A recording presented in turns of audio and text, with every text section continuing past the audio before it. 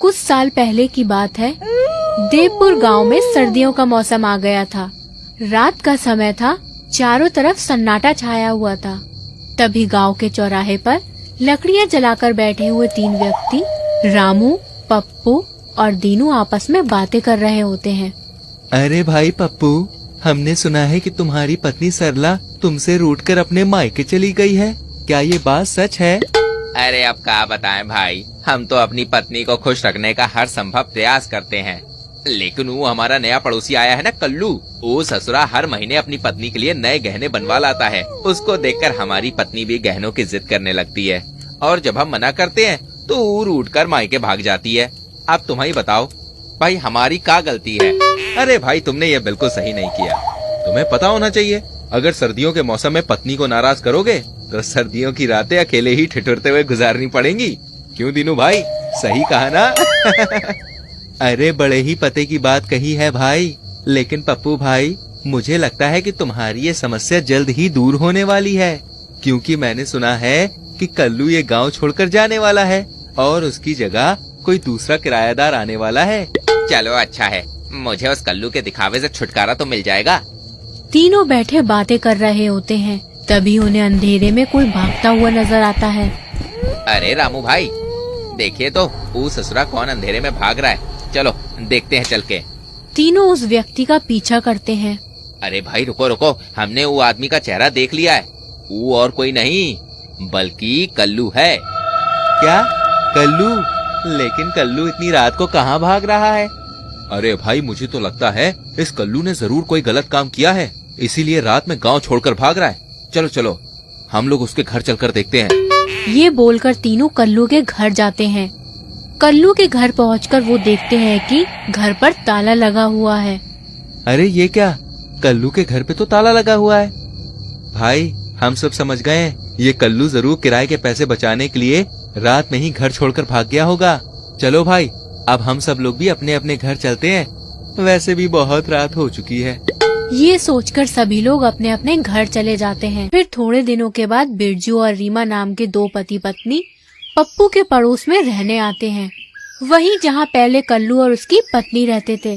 पप्पू अपने नए पड़ोसी का स्वागत करने उसके घर जाता है। हाँ जी, कौन है आप? अजी, हमारा नाम पप्पू है। हम यहाँ आपके पड़ोस में ही रहते हैं। आप यहाँ नए आए हैं तो हमने सोचा क्यों ना आपसे मेल जोल बढ़ा लिया जाए, ताकि आपको इस गांव में अकेलापन महसूस ना हो। अरे वाह पप्पू जी, आप तो बड़े ही अच्छे पड़ोसी हैं। मुझे आपसे मिलकर बहुत अच्छा लगा। रुकिए, मैं आपको अपनी पत्नी रीमा से मिलवाता हूँ। बिरजू रीमा को बुलाता है। रीमा अपने पड़ोसी पप्पू से मिलकर बहुत खुश होती है। उन लोगों में बहुत अच्छी दोस्ती हो जाती है। फिर एक रात जब पप्पू अपने कमरे में सो रहा होता है, तभी बिरजू की पत्नी रीमा अपनी खिड़की पर खड़ी होकर पप्पू को आवाज लगाती है। अरे पप्पू जी, कहाँ हैं आप? खिड़की पे तो आइए। अरे ओ पप्पू। रीमा की आवाज सुनकर पप्पू नींद से जाग जाता है।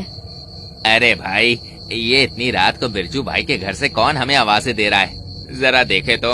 बिरजू और पप्पू के घर की खिड़की आमने सामने होती है, इसलिए पप्पू अपनी खिड़की पर आकर देखने लगता है।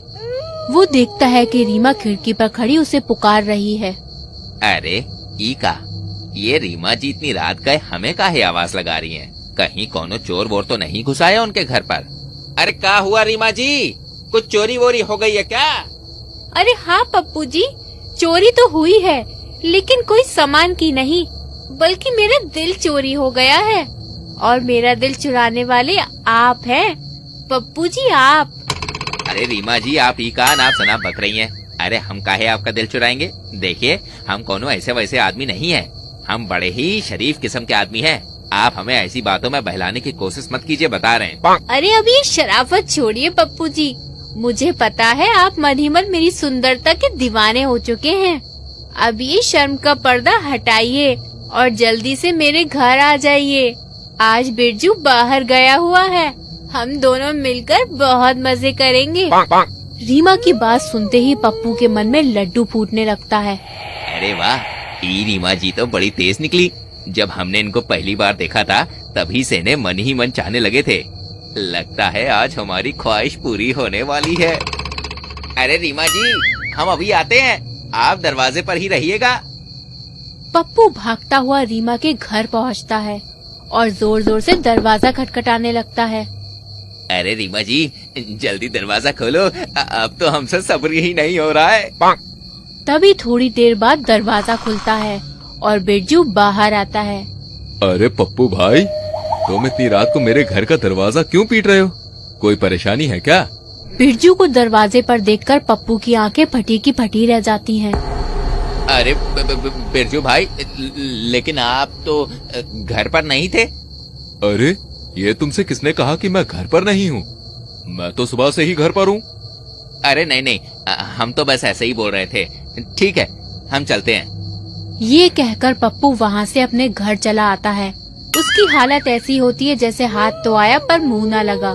फिर अगली रात दीनू और रामू पप्पू के घर पर पार्टी करने आए होते हैं। दीनू और रामू शराब के नशे में होते हैं और रात होने पर पप्पू के घर पर ही सो जाते हैं। आधी रात हो जाती है, तभी रीमा फिर से पप्पू को आवाज लगाती है। रीमा की आवाज सुनकर तीनों दोस्त नींद से जाग जाते हैं। अरे पप्पू, ये कौन लड़की है जो तुमको इतने प्यार से आवाज लगा रही है? रामू के पूछने पर पप्पू दोनों को कल हुई घटना के बारे में बताता है। अरे पप्पू भाई, तुम तो बड़े ही डरपोक हो। अरे इतनी सुंदर पड़ोसन तुम्हें सिग्नल दे रही है और तुम हो कि उसके पति से डरे हो। अरे सुनो, मेरे पास एक तरकीब है। मैं और दीनू बिरजू को किसी बहाने से घर के बाहर ले आएंगे। उतने में तुम रीमा भाभी से जाकर मिलाना। बोलो क्या कहते हो? हैं? अरे वाह रामू भाई, तुम दोनों ही मेरे सच्चे दोस्त हो। अरे फिर देरी किस बात की? चलो रामू भाई, हम लोग बिरजू को बाहर लाते हैं। उतने में पप्पू खिड़की से रीमा के कमरे में घुस जाएगा। ये सोचकर दीनू और रामू बिरजू के घर जाकर दरवाजा खटखटाते हैं। बिरजू बाहर आता है। क्या हुआ भाई लोग? तुम लोग कौन हो और इतनी रात में यहाँ क्या कर रहे हो?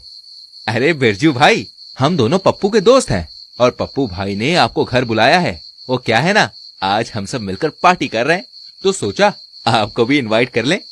बिरजू पार्टी का नाम सुनते ही खुश हो जाता है और दीनू और रामू के साथ चला जाता है। इधर दूसरी तरफ पप्पू खिड़की के रास्ते रीमा के कमरे में पहुंचता है। रीमा अपने कमरे में सो रही होती है। पप्पू आवाज लगाकर उसे उठाता है। अरे मेरी रानी, अब तो उठ जाओ। देखो देखो, तुम्हारा पप्पू तुमसे मिलने आया है। ये सुनते ही रीमा गुस्से में उठती है। अरे नास पीटे, तेरी हिम्मत कैसे हुई मेरे कमरे में घुसने की? अरे अरे अरे, तुमने ही तो मुझे यहाँ बुलाया था, भूल गई क्या? अरे करम जले, मैं तुझे यहाँ क्यों बुलाऊंगी? रुक, अभी मैं अपने पति को बुलाती हूँ, वो मार मार के तेरा भुर्ता बना देगा। रीमा जोर जोर से बिरजू को आवाज लगाने लगती है। बिरजू, बिरजू। अरे ये रीमा को क्या हो गया है? पहले तो मुझे प्यार से यहाँ बुलाती है और जब मैं यहाँ आ गया हूँ तो अपने पति से पिटवाने की धमकी दे रही है। मुझे तो लगता है ये पागल हो गई है। बेटा पप्पू, जल्दी भाग ले यहाँ से, भाग ले भाग ले।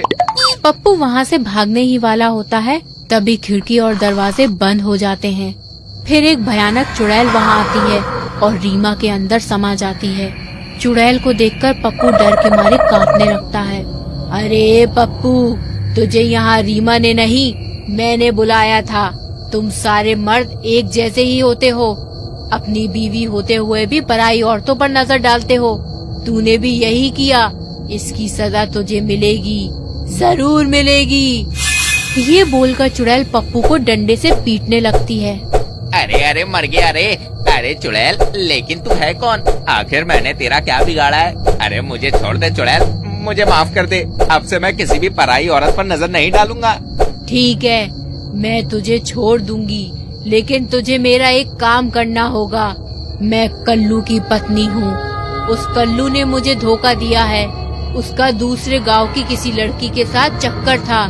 जब मैंने उसे उस लड़की के साथ रंगे हाथों पकड़ लिया तो उसने मुझे जान से मार डाला और यहाँ से भाग गया। तू उस कल्लू को यहाँ लेकर आ, मैं उससे अपनी मौत का बदला लेना चाहती हूँ। अरे चुड़ैल जी, ये कल्लू ने तो बहुत ही गलत किया।